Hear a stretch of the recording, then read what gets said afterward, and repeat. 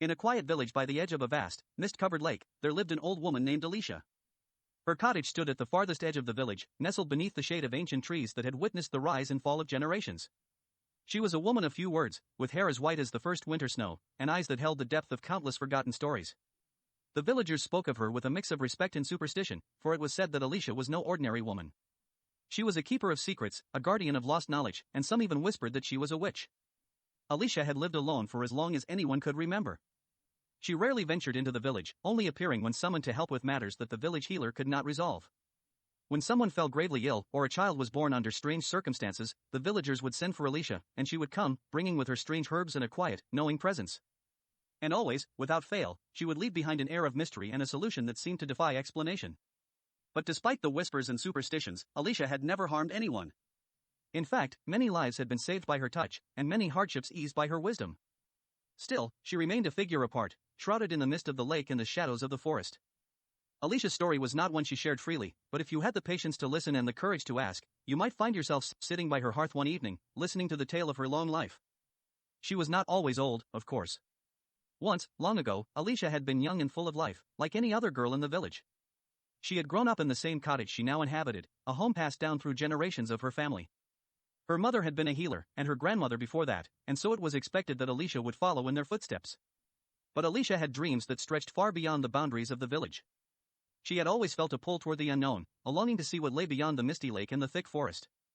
And so, when she came of age, she made a decision that shocked everyone. She left the village. For years, Alicia wandered the world, learning from wise women and men, studying the ancient arts, and discovering secrets that most people never even imagined existed. She traveled to distant lands, crossing deserts and mountains, and even venturing into realms where few mortals dared to tread. Along the way, she encountered spirits, creatures of myth, and beings older than time itself. They taught her things that no book could ever hold, and they shared with her the deep knowledge of the earth, the sky, and the waters. But with knowledge came responsibility, and Alicia soon learned that the more she knew, the more she was bound to protect. She became a keeper of ancient lore, entrusted with the guardianship of powerful secrets that could shape the fate of entire kingdoms. The weight of this responsibility began to take its toll on her, and though she had once been carefree and adventurous, she found herself longing for the simple life she had left behind. One fateful day, after many years of wandering, Alicia returned to her village. But she was no longer the same young girl who had left all those years ago. She had changed, both in appearance and in spirit. Her hair had turned white, not from age but from the knowledge she carried, and her eyes held a deep, quiet sadness. The villagers welcomed her back, though they sensed that she was different, touched by forces they could not comprehend.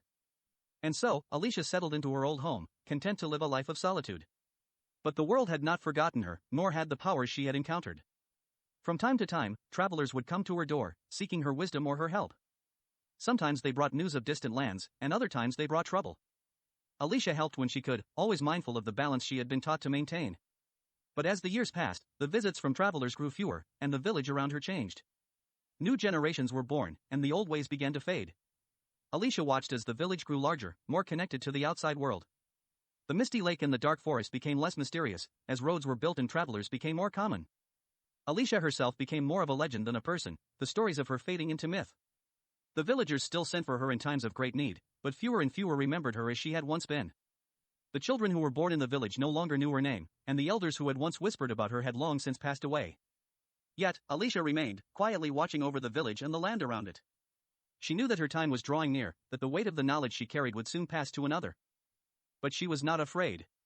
She had seen too much, lived too long, to fear what lay beyond. One autumn evening, as the leaves turned golden and the air grew crisp, a young girl from the village came to Alicia's door.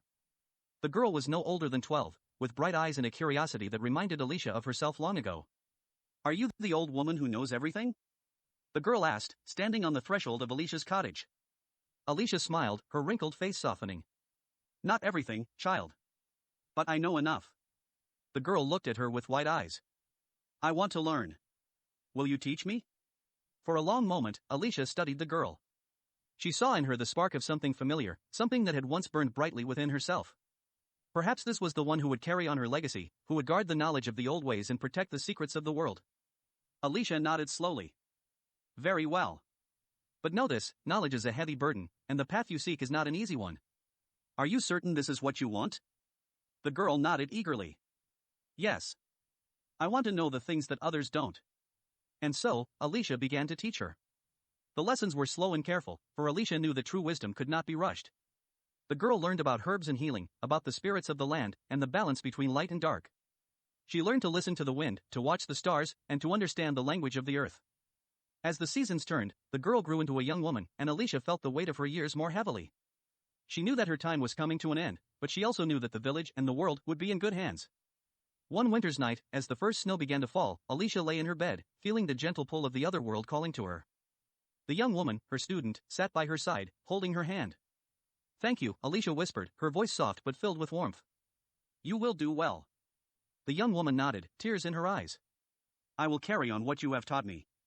With a final, peaceful breath, Alicia closed her eyes and let go, her spirit passing into the mist and beyond the veil. The world felt a little dimmer without her presence, but the knowledge she had shared lived on, carried by the young woman who had come to her door on that autumn evening. And so, the cycle continued. The old ways, though often forgotten by the world, were never truly lost. They lived on in the hearts and minds of those who sought them, passed down through generations, just as Alicia had passed them on. The village changed, as all things do, but the stories of Alicia, of the old woman who had once walked with spirits and held the secrets of the world, endured. And somewhere, deep in the forest, by the edge of the mist-covered lake, her spirit watched over it all, at peace with the knowledge that her legacy would never fade.